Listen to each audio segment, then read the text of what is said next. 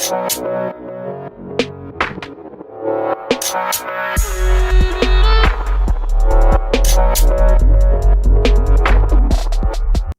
is up, guys? Welcome back to the Zaylee. We are on episode number 6. We're feeling good. We're feeling live. And me and Proctor got some interesting topics today.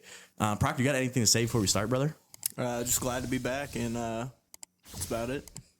Man, I am glad. He's straight to the point, guys.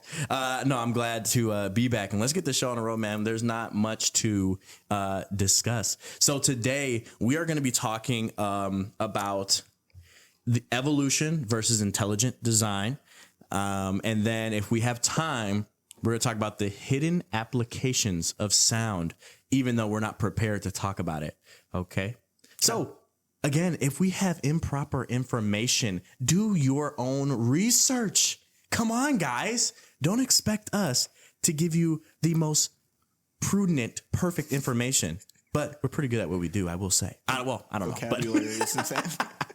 We will give you misinformation from time to time, but we don't mean to. We're trying to give you correct information. But anyways, okay, let's go ahead and start this thing off. So my first question to Proctor about evolution versus, intelligent design is, what is your opinion on it? Do you believe?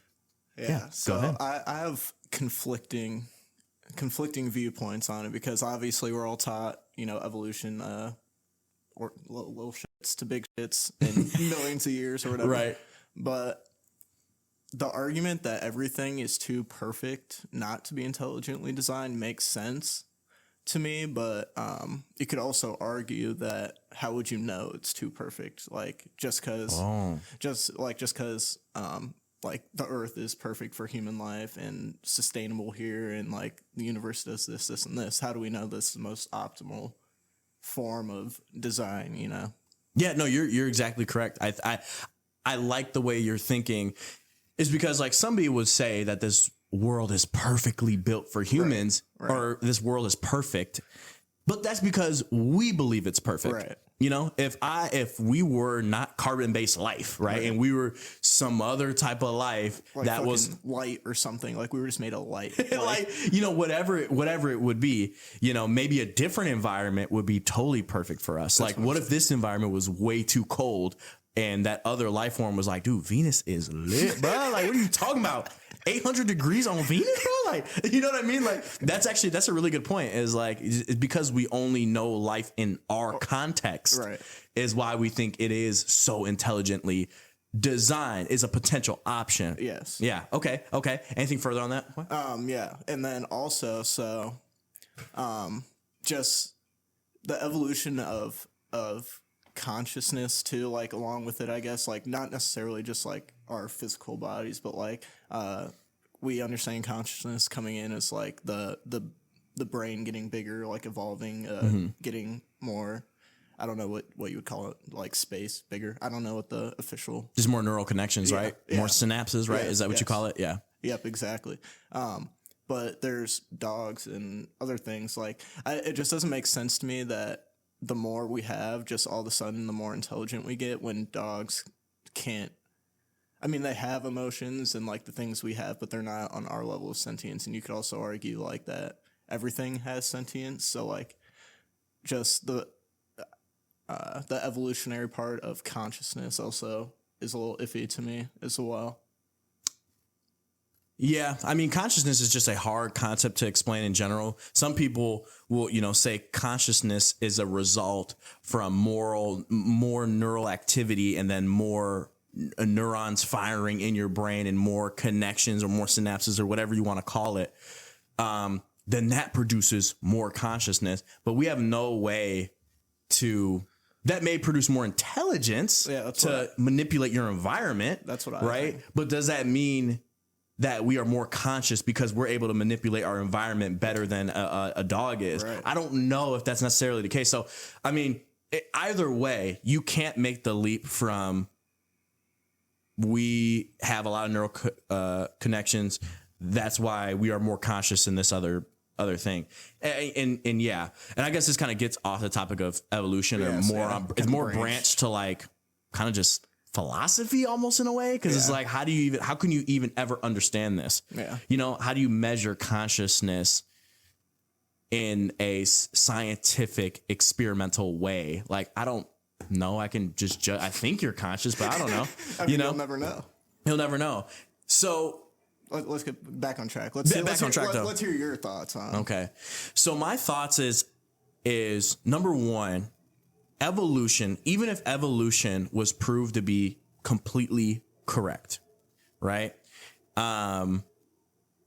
I don't believe, I want to separate, and I shouldn't start with this, but I'm going to do this, is I want to separate God from the conversation for right now. Okay. Because anytime you talk about intelligent design, evolutionists are like, oh my, we don't need to talk about God right now. It's like, okay, but let's just look at these face value. Don't even put God into the equation. Obviously, intelligent design is kind of, you're begging the question, but let's just see, like, just fundamentally, which one makes more sense.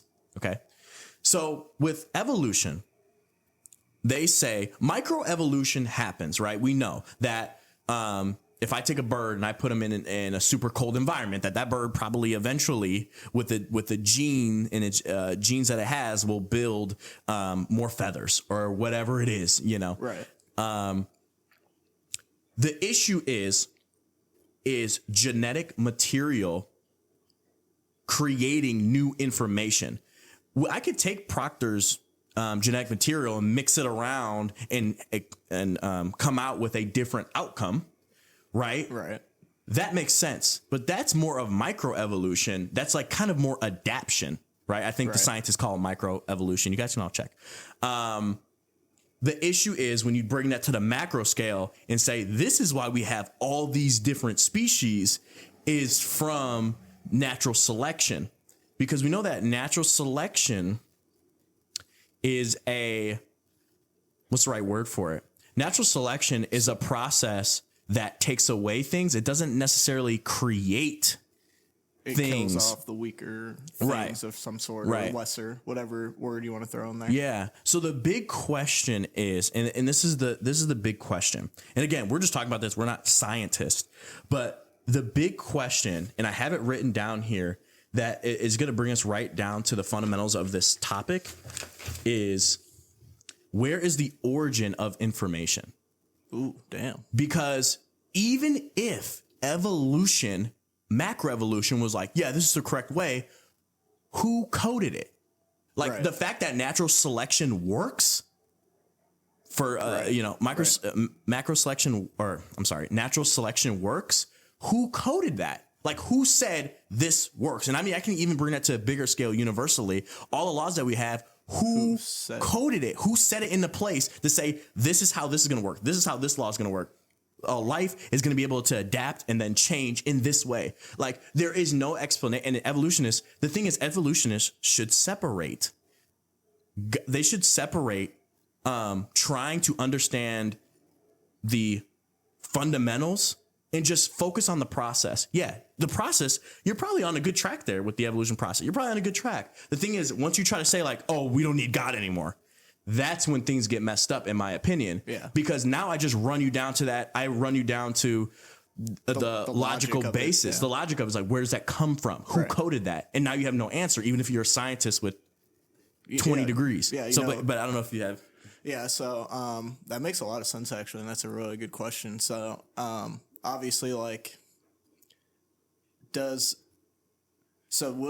somebody have to code it, or can the universe itself just like the Big Bang, let's say, like the Big Bang just happened, and like, I guess, I don't know if somebody or something, like it just, I guess it still runs down to that argument, actually, because you just go, then I just go back to you. Then I'm like, well, who coded the universe to have that ability to create life that can intelligently think? So if we're saying that's hard to argue.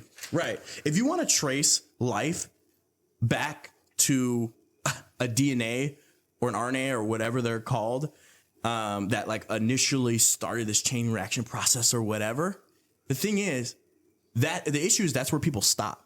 But it's like, okay, well, where did that come from? Where did those DNA come from? Oh, it got brought to us by a comet that landed on a planet. Okay, How did the DNA get on a comet? Oh, it was from another planet and on the other side of the galaxy that it took, 50 million years to fly over, going to speed of light. I don't know. I'm just making up stuff. But and then now it landed. Okay, well, where did the life come from that was on the other planet on the other side of the galaxy? You see what I'm saying? Right. So it's just going to always bounce back. Like we have no explanation foundationally. If you want to understand the process, we're on a good way. We understand that natural selection happens, right, and that it works. So microevolution does make sense. I'm with you there. Right. I'm just not with the broader picture saying there's no need for God. Yeah. So that's what I'm against. The separation of it. Yes, we have to separate it because we're not going to get that answer. But do you have to separate it though? Yeah, because either way, like I can take a lot of these scenarios and I can. Like a lot of these scenarios that I have written down, I can take these and I can say, this is an argument for God. Or I can say, this is an argument for evolution. Yeah. I'll let you continue. And then I have an example. Well, I want to hear your example before I continue. Okay. Yeah. So my example is let's start off with a lot of, I was trying to remember. Okay. Well, this is called the Barry's blunder. All right. The Barr's blunder, BERRAS blunder. Okay. I don't know what it's exactly called, and I just learned about this information recently. So you guys, if you guys have more information, or there's going to be evolutionary biologists in the chat, it's just like, no, dude, this is how it needs to. Okay. I don't know. Whatever. I'm just kidding. I'm totally kidding. But so essentially, evolutionists would take an example of a Corvette and be like, look, like from 1953 to now, 1953, look at the 1953 model of the Corvette versus 1977 model of the Corvette. The 1953 looks totally different from the 1977. And you would say like, oh, it kind of adapted in a way. This is proof of evolution, or this is proof of, it's like, in fact, this actually proves intelligent design. Yeah. Because someone designed it. Yeah. But if you're just using that concept as an illustration that like maybe this is how evolution works, the same way that we design cars, evolution designs itself over time to be a certain way to manipulate or to be better for its environment. Okay.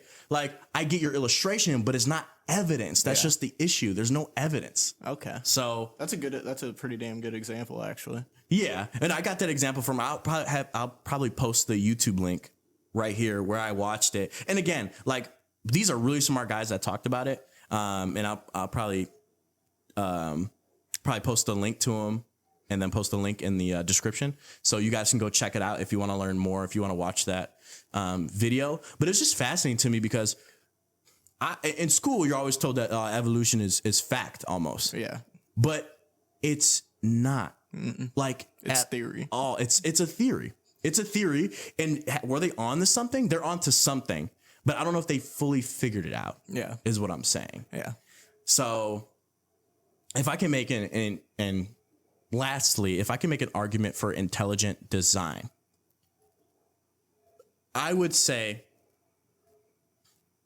I know there was a study and a lot of intelligent design advocates talk about this study. And I'm sure some people that are listening to this right now, if they know the study, then they will be very happy for me saying this. Okay. So there's a study where they took bacteria, and the bacteria is called Flagellum bacteria. So this Flagellum or whatever, they took the genes, they deleted the genes from this Flagellum, like deleted the genes that were supposed to help them do a certain thing. Right. And then the Flagellum rebuilt the genes, and were able to, like, I think they were able to grow tails again within 4 days. Oh, damn. So, like, the question right there is, okay, are these bacteria sentient almost? Like, intelligent almost in a way that they're like, ooh, we missed out on this gene. This got deleted somehow. And now we're bringing these genes back in so that we can manipulate our environment again. That could show intelligent design in a way of there was something pre-programmed into these bacteria to know that they had to get this back. you can make a really weird evolutionary argument saying that the bacteria, maybe a million years ago, almost all of them died out. And the only ones that lived were the ones that were able to rebuild their genetic material or whatever. Right. Right? You can make that argument. Or you can make the argument that they're just these things themselves, the bacteria, are intelligent. So I don't know where you want to take that, but and I could have been jacking up the explanation. I'm going to post a link, but yeah. Well, so these how do you say it? Flagellum. I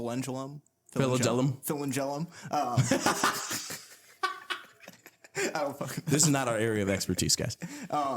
So just quote what you said, that some scientists or whatever took DNA out of them or changed or altered or what did they do to it? So they deleted genes from the bacteria, and then 4 days later, organisms rebuilt the genes, presumably by restricting information from the regulatory networks, and grew tails and went back to swimming. So no new genes or genes were edited. They just straight up deleted some? I guess that's what it says. It's like they deleted genes for back. Yeah. Okay. So, but they figured they got it back, and they figured it out, and they grew tails again to be able to go back and swimming in their environment or whatever. So that's nuts. This is nuts. That's nuts. Doesn't make sense. Yeah. And have you heard of like CRISPR, like gene editing? Yeah. So that just reminded me of that. So I guess this is a little branch off, but do you think that we can consider ourselves intelligent designers, considering we can now edit genes in some fashion and make a baby grow faster or stop aging or do this and that to babies, humans, whatever you want, anybody really? I don't know how far it is per se, but it's a good question. I mean, I don't know. I would say that, yeah, I mean, we are intelligent designers. We're intelligent and we design something, you know? So like, yeah, in a way we're intelligent designers, but to the level of what life is, I believe that there is an intelligent designer, and that is a incredibly smart designer. You know what I mean? Right. To be able to give that information. So I don't know. What do you think about that? Like, do you think it is, well, like, I guess with hearing this information, what do you think about intelligent design versus the evolution? So I also agree with you. Like, just after all the stuff that you just said, that it's damn near illogical not to have like some form of intelligent design, just because once you break it down to the simplest root, like you did, like it's pretty hard not to argue that, like regardless of evolution and things like that.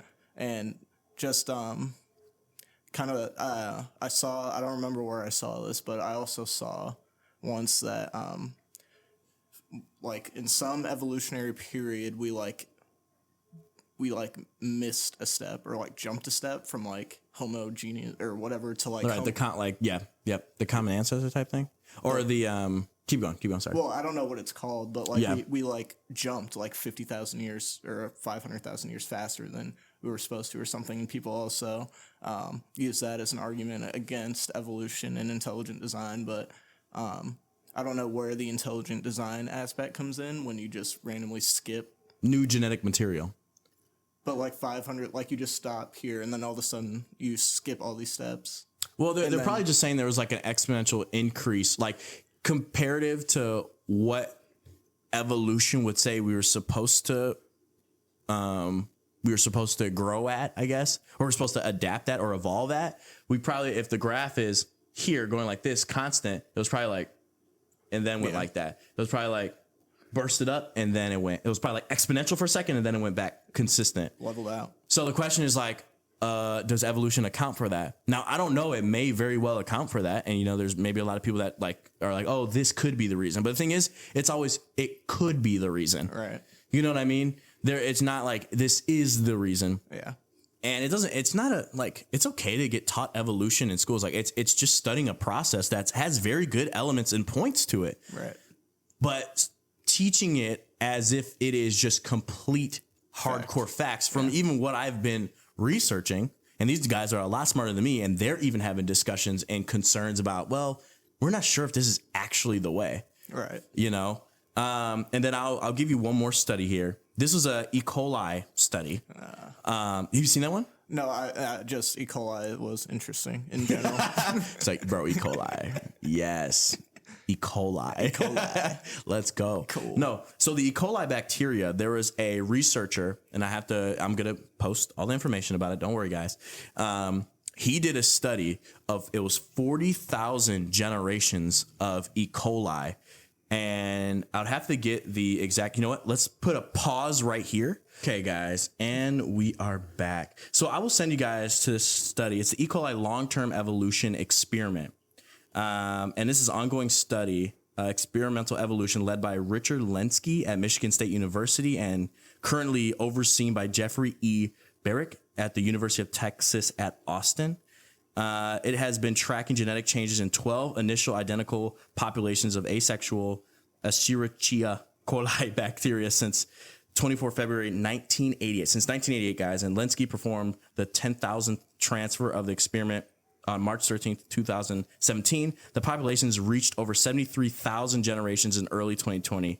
And I guess, so one person that I think is a little bit more on the intelligent design track has said that this E. coli has done a lot of different things. It's made a lot of different generations, but it's never completely changed. It's been 73,000 generations of E. coli, and it's never had new genetic material uploaded into it. It's always just been the same genetic material, just mixed around. Right. You know, more and more, mixed around more and more. That is what the intelligent design, scientist was talking about, or this researcher was talking about. So it's definitely something to go look up and check out. But yeah, so I'm trying to think of anything that's more unimportant on it. But if you want to just go more of like the philosophy bend, like what could you make an argument for intelligent design now? Because I know that you don't necessarily believe in God, right? No, not necessarily. No. He's like, not necessarily. Not necessarily. So you're more agnostic then? Yes. Okay. So does that give you kind of like a pause and like, maybe I'll question things more than I have in the past? Yeah, I definitely believe that there's something. Okay. Like, big, obviously bigger than this. Like, I don't know what that is. Mm-hmm. I wouldn't, like, I'm not religious in any sense. But I do believe that there's something that could have done it. But like kind of like you said, I won't claim like to believe one thing, Right. or the next thing, because I don't know. And obviously it's not proven fact yet either. But I will say, like, I do believe, like, why couldn't we have been intelligently designed to evolve? Like, Exactly. like what? Like why? I don't get. I mean, I get why there is a separation, but there should also be a congregation studied as well, or like talked about in some fashion. Right. That would make sense. It would make sense. You know, with the findings, it doesn't fully line up that macroevolution happened. We know micro, but it doesn't line up that macro evolution happened. But yeah, just like you're saying, an intelligent designer absolutely could make a system to where, an evolutionary type system. Right. That would make sense, especially when you don't know where the genetic material came from. Right. There's not like genetic material floating in space and then like, oh, it came from the Big Bang because when everything, so you get kind of the point there. When the Big Bang happened, like that energy created DNA. Like, what? No. Like, we don't have an answer. Yeah. Like, there's no answer for that. So everybody can think what they want, and people are going to disagree crazy, which is totally fine. Right. But there is no true answer, and we're not going to know. And what I believe, and this is a personal, and you can tell me what you think about this because I want to know what you think. Okay. I believe that originally, now I was thinking about this today as I was driving. Originally, we had the concept of God as this God in the sky, right? It's a white dude in the sky with a beard. Yep. No, I'm kidding, but like that is the image. Humans 200 years ago, whatever it is, thought that, right? And then as time progressed, maybe even longer than that. Like right when, you know, the Bible was starting to be created and people were reading it and able to read it. Then you go from, you know, the God that, oh, he created humans. He was just down here like creating humans just like we create whatever, you know, like just like we create stuff. He was doing it the same way, you know? Right.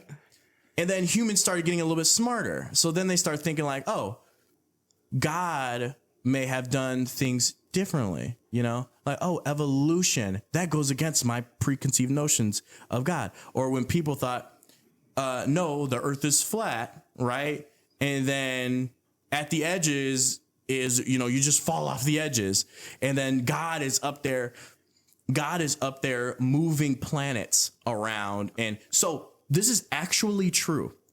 Isaac Newton, I learned this from my research yesterday. Okay. Isaac Newton, there was something in, like, he was doing his laws or whatever, you know, he was doing Newton's laws. And he was studying how the planets moved. And he was saying that according to his laws, which had been right in a lot of situations, and by this time, Isaac Newton was like, yeah, my laws are actually working. They're actually becoming correct. Right. There was planets in our solar system, obviously. I don't know which one exactly it is, but he was like, the planet should be right here in the sky according to my laws, according to my Newton's laws, right? But the planets would go off course a little bit, right? They wouldn't do the thing that he really wanted them to do. Okay. So he said, you know what? It must be God pushing them back in. Yeah, Isaac Newton said that. Now, I'm going to check and I'm going to make sure. But Isaac Newton said that like it was God just pushing them back in. Right? Yeah. So now this is a step up. Now God's up there moving planets and keeping, he's just spinning galaxies like this up in the sky. Right? But as we become more intelligent, we're starting to understand. Now we know that planets move in an elliptical orbit, and they do that because Einstein came in and figured out that no, there's a fabric of space, and it's actually space-time, and general relativity explains why planets move in this type of orbit. Right? But I think as time now, okay, we don't really necessarily need God for that. I feel like as time goes on and we get more intelligent to the point where we know 95% of knowledge, which may never be possible, we're going to finally know. We get closer and closer to knowing who God actually is. Yeah. So, you see what I'm saying? Yeah, that might have been like, a butchered example, but I see what you're saying. Cause like you're saying, as we go, we understand just more in general, like the universe, Earth, whatever. And as we keep going, like, we will understand who he is just because we have so much knowledge, and like, it'll make sense that that's what's happening. Right. So I guess what I'm trying to say, you're on the right track. So what I'm trying to say is that like the more and more we learn about our universe, the more and more we figure out how detailed and how just incredibly designed, in a way, if you want to use that, this universe is. Right. Just like it, just, you know, it is fine tuned, right? And we're going through this and we're understanding the process of our universe. And we thought evolution was just natural selection, but now we're realizing that no, actually, this was a quote, and I had to get the quote by the exact guy that said it, but he said, a bacteria can do more software engineering in 12 minutes than a team of Google engineers can do in 12 weeks. Yes. So a bacteria is we're realizing that, man, these things are incredibly more intelligent than what we thought. They could do way more things than we even thought they could do. So now we're realizing just a more detailed view of evolution or microevolution. Yeah. And now maybe there'll be something out there where we learn, you know, pre-programming evolution, where this is how you get the program in or whatever. But we're going to always come back to the fundamental point. Who coded it? Yeah. How did it come about? Where is that origin of information to create this process? It doesn't make sense that it wasn't from some entity, a very intelligent entity that knew. And the more we build out, let's just say 10,000 years in the future, when we know so much, we know 80%, they are still going to ask the question, where does this come from? And eventually we get to the point where we know so much that we're just really learning more about God. We're going to know God more.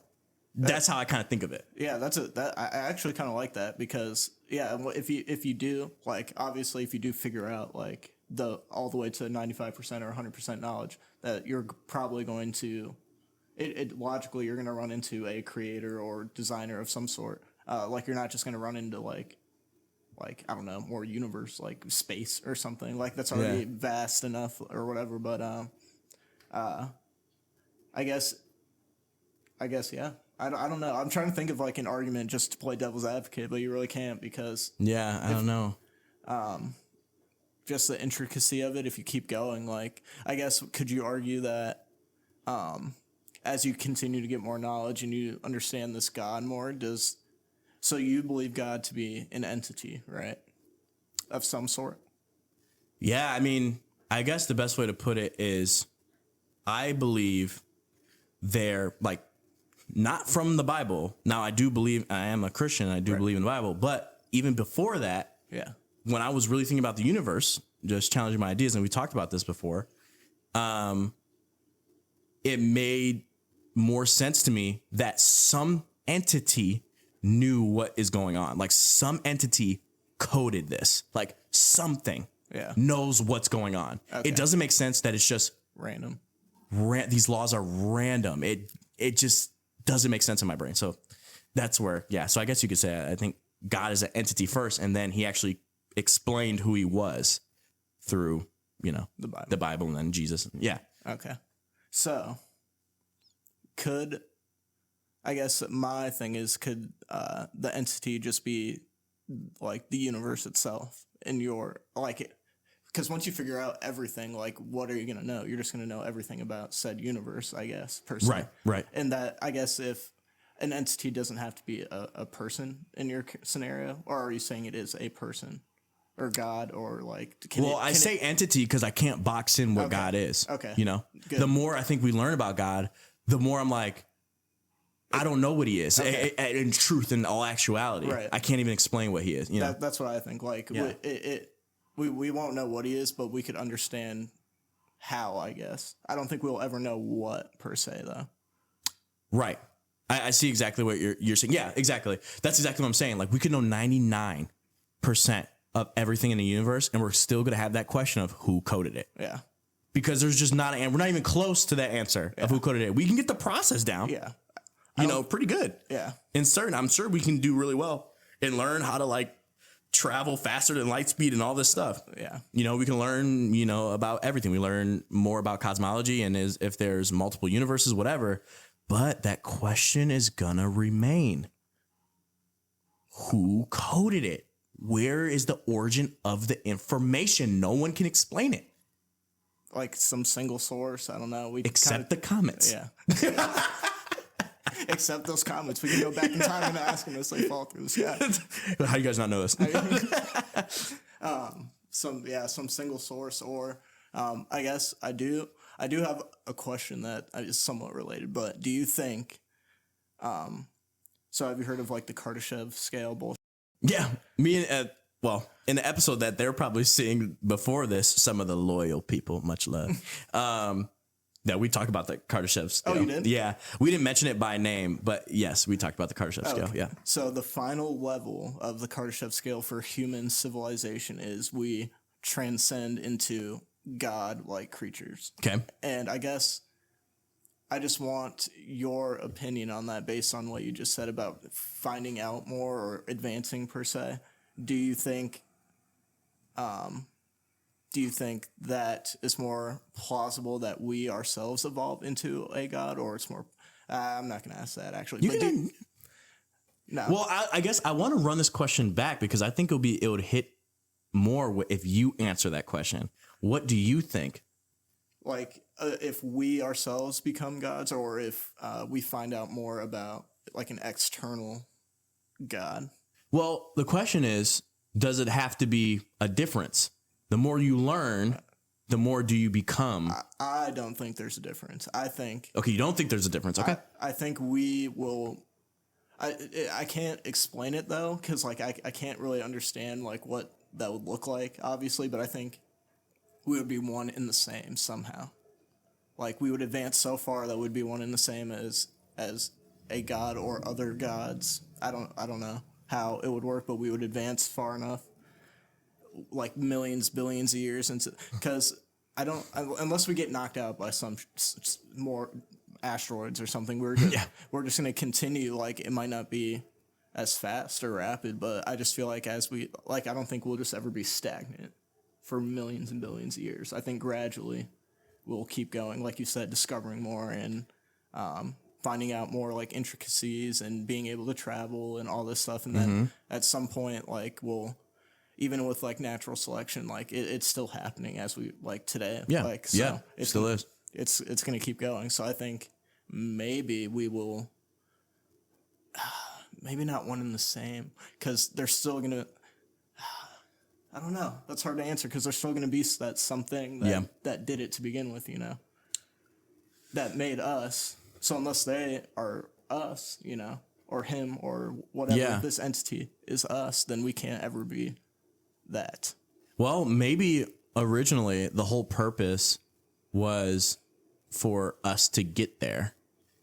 That was what if that was the whole purpose, is that like you're going through this experience, life, whatever, so that ultimately you will get there and you will be able to understand. You may not be able to understand as much as the creator, but well, have you heard of the egg theory or whatever it's called? No.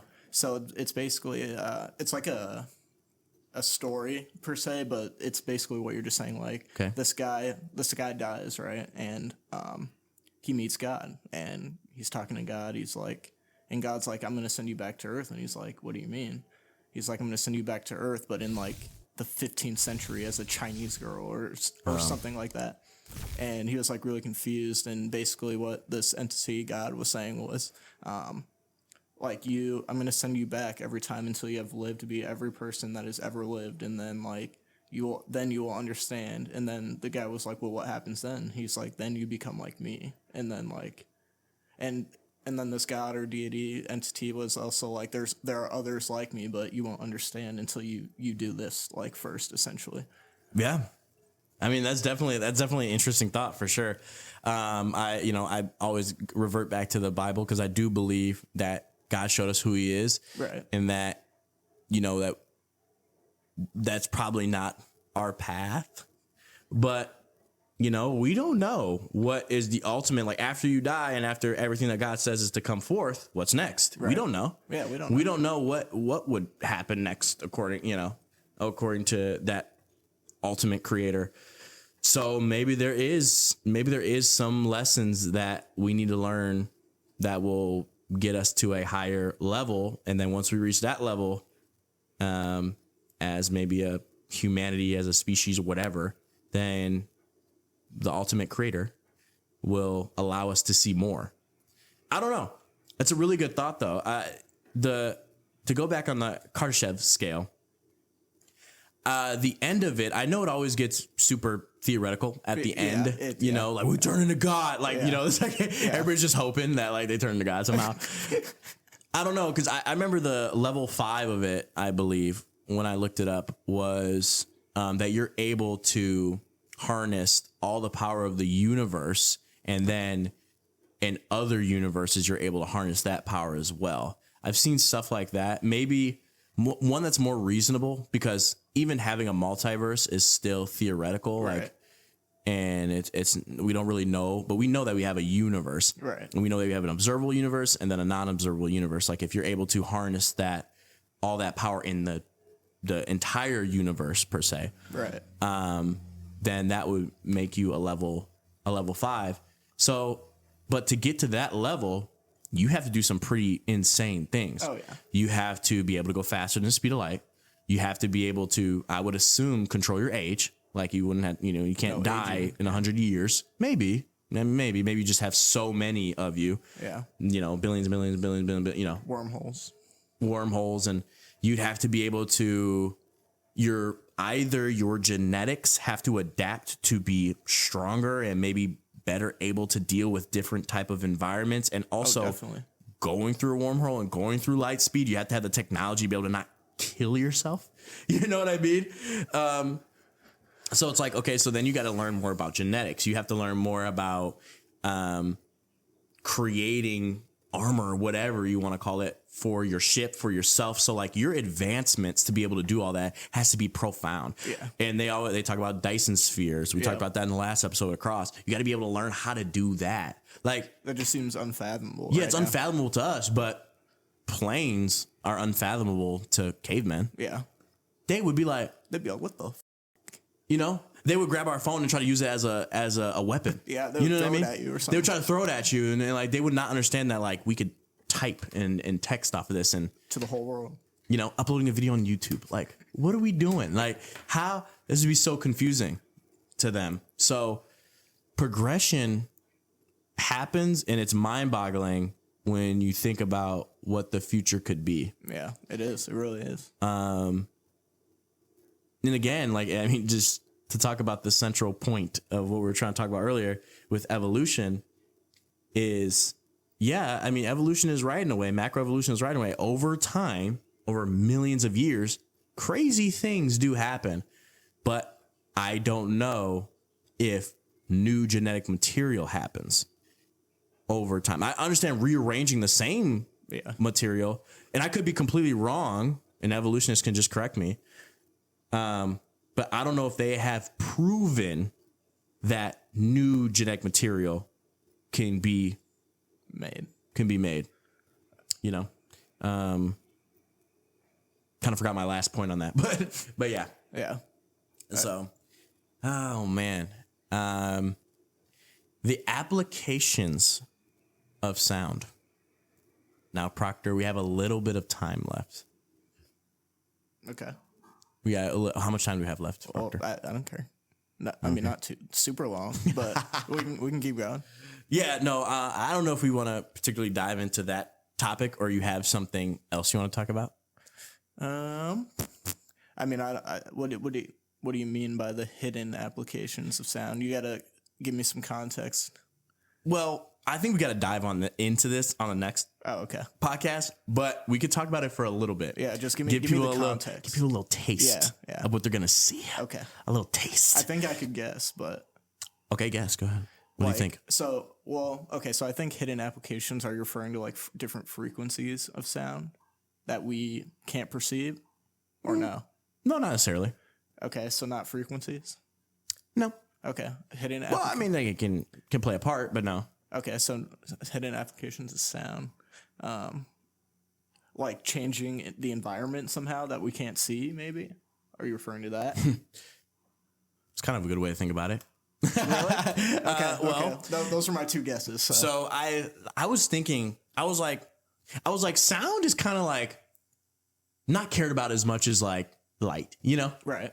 Like, I mean, even me, I think about sound, I'm like, we already broke the sound barrier. Like, the sound's not that cool, right? Like, light is cool, you know? Like, light speed is like the fastest speed in the universe, this and that. Right. I always wonder, like, sound is so interesting because it's accepted, but people don't really think about what sound is. Now, a lot of people know what it is, but it's vibrations within a medium that create sounds, right? So you have a medium of air, right? And then from me moving my lips in a certain way and projecting vibrations, right? Projecting vibrations. Now the sound patterns move in a different way and move in a way and touches your ear. Now your ear's like, oh, I got this. And then it flips it around and can understand what I'm saying. That itself is trippy. Unbelievable and trippy. When you think about it, it really is. Like, what? We could do that? Like when you break it down, we could do that? I don't know. But yeah, that is really trippy that they say it. But yeah. And you would think that like sound would just make white noise because there's so many just vibrations. But no, it doesn't just make white noise because we can have a full language conversation. So each vibration has to be somewhat perceived differently. Right. Well, yeah, like the way I say Proctor versus Skinner, you know, you're able to tell that difference, but I'm sure it's not that crazy of a difference in the vibrations when it comes down to it. Like, you know, like that it's pushing the air particles in a certain way every single time when I say it. And if I say, you know, Proctor, it's pushing those air particles the same exact way every time. Now, probably not 100% the same way, but like 99% the same way. Those air particles are moving the same exact way. And we're able to do that. And it just seems like it seems like we just haven't learned how to harness sound. Ooh. You know, or maybe it's lost knowledge. Yeah. Because you're manipulating your environment. That's what you're doing with sound. Just like it's energy in a way, right? Like you're manipulating your environment. What does energy do? It manipulates the environment. Right? So like I was reading up a little bit about sound, and I learned, and we'll have to get more in detail on this when I learn more about it, is sound is even used within the universe, right? We think that sound is just this thing that we only have on Earth, and then in space it's, you know, you're gonna know, like, you're just, no one's talking in space.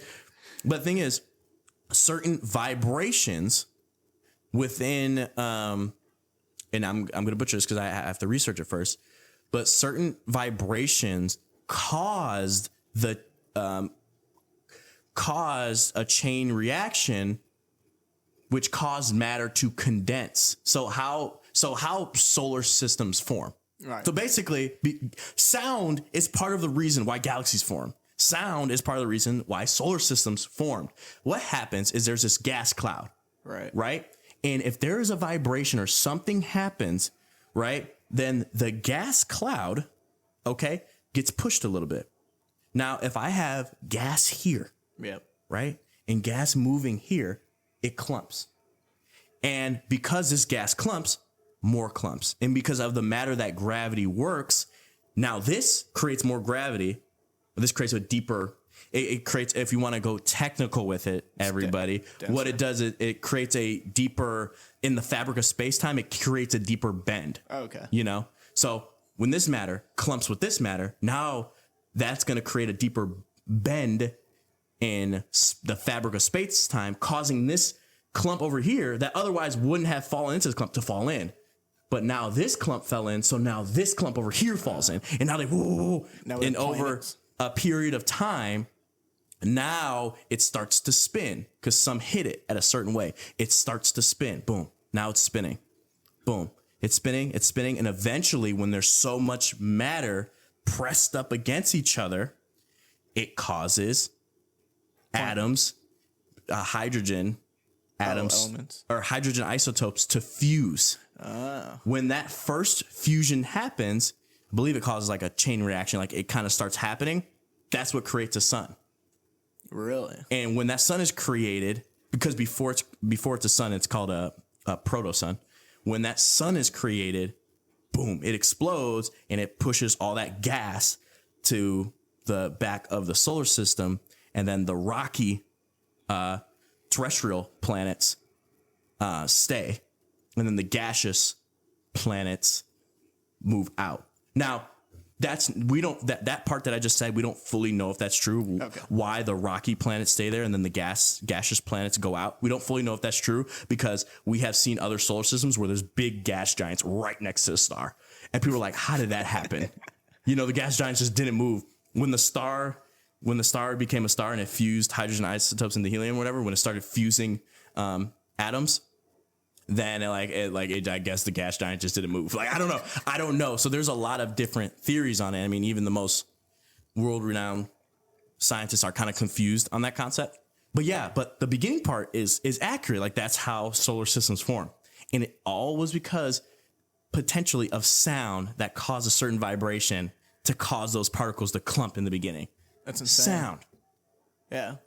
No one even has mentioned that to me ever, I don't think. Solar system formation. I'll probably post a video about it because people are like, you didn't explain it fully.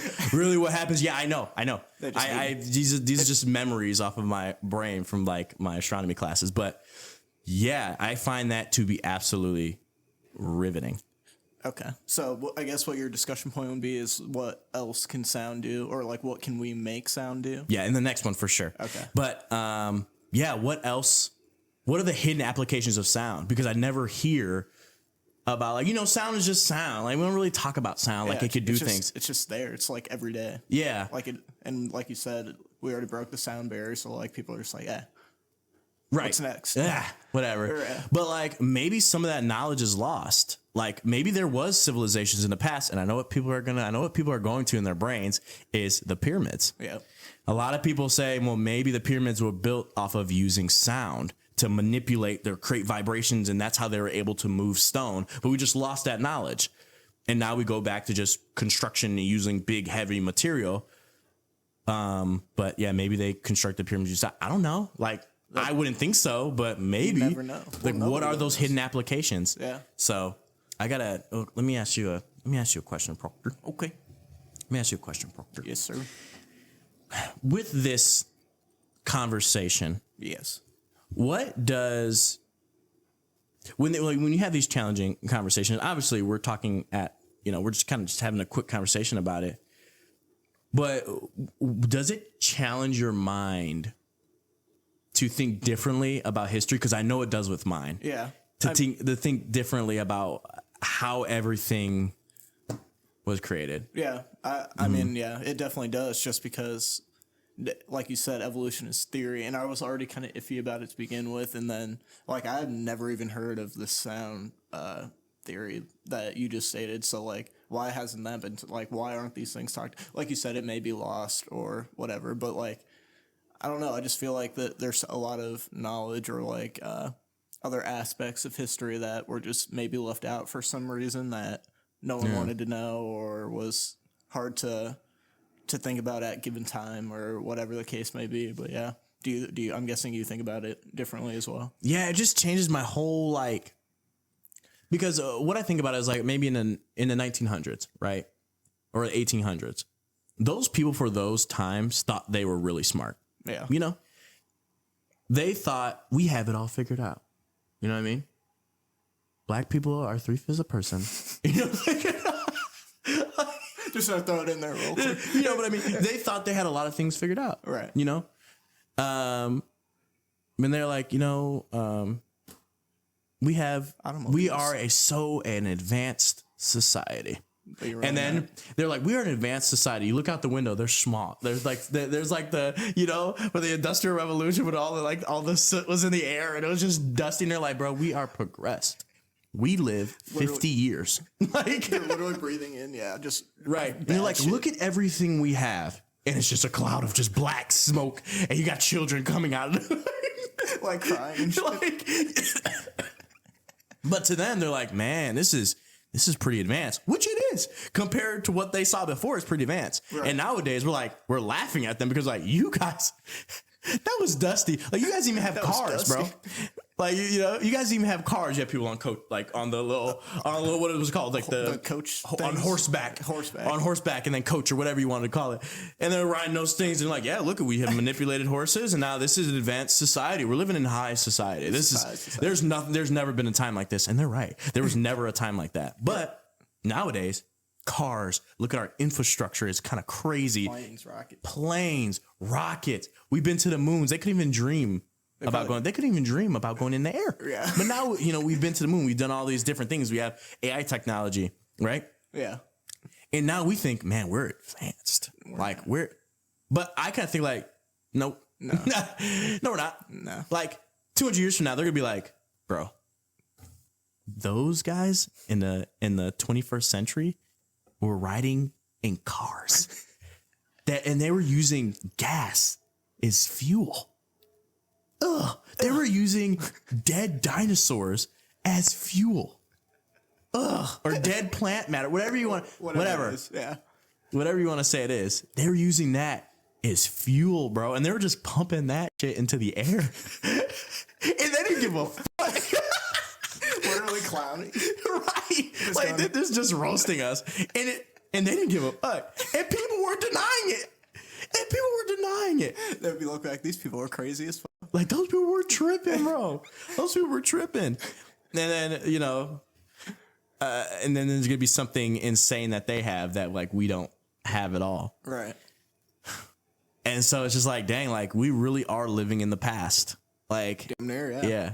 Like, they used to have loud cars just going through. Now all their cars are quiet because it's all electric or solar powered or whatever power they're able to use, water powered, whatever. Whatever the case may be. they have this advanced technology where you don't even hear anything. And now the cities are just totally different. Like the high rises have plants on the top of them, and it's very, it's a very nice and whatever. You know what I mean? Yeah. So that's always, and I talked about that with Cross. I think it was Cross on the last episode. Just, man, we're just living in the past. Damn near, yeah. And everybody thinks we're so raw, but we're not. And we're not, bro. We're not. I don't know. I wish I could see it, but Don't you? we probably won't, unfortunately. I know. I wish I could see it too.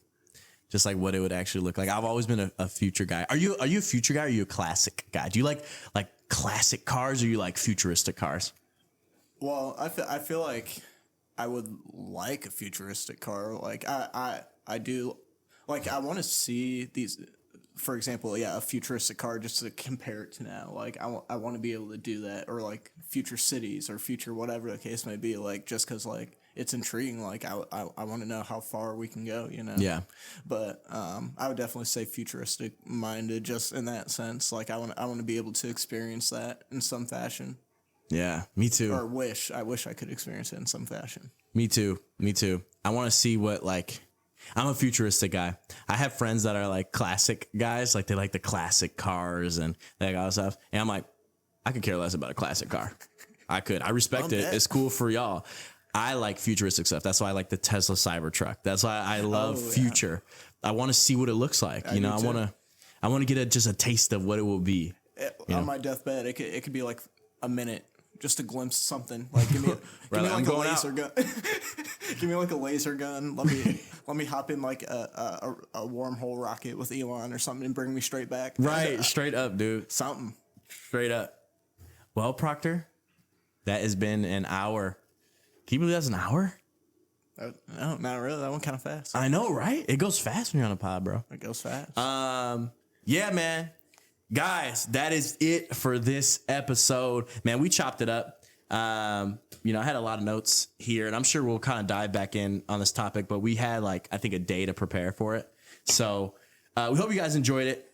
And definitely research more and learn more, whatever. I think that's a pretty cool thing, was when you motivate people to research and learn more about it, because we don't know everything about it, Nobody does. Right. And especially not us. Yeah, so, yeah. But we're having fun to talk about it. So yeah, guys, that's it. Do you want to say it? What do I say? Do you want to say we are that thing? No, you're not going to hit it, bro. No, you got He's scared, bro. I'm not though. We are, yeah. All right, guys. Peace out. I don't sing. I just have to throw that in. I hope you guys liked that episode. Do you think they liked it, Stella? I don't know. Well, guys, go ahead and you can go ahead and subscribe to our channel or click on another one of these videos so you guys can see more. Say bye to him, Stella. Bark.